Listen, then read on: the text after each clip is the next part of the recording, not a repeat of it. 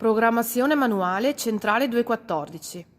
A cancello chiuso, premere e rilasciare il pulsante Set. Il LED DL3 inizia a lampeggiare. Premere Start, parte il motore 1.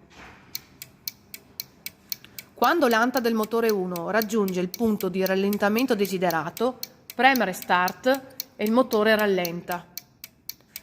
Quando raggiunge la battuta, premere Start e il motore si ferma. Premere Start inizia il conteggio di tempo di sfasamento in apertura. Trascorso il tempo desiderato, premere Start, parte motore 2 in apertura. Quando il motore 2 raggiunge il punto di rallentamento desiderato, premere Start e il motore rallenta. Quando raggiunge la battuta, premere Start e il motore si ferma. Premere Start, l'anta del motore 2 parte in chiusura.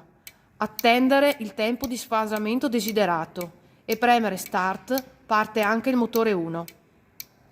Attendere che i motori completino la corsa.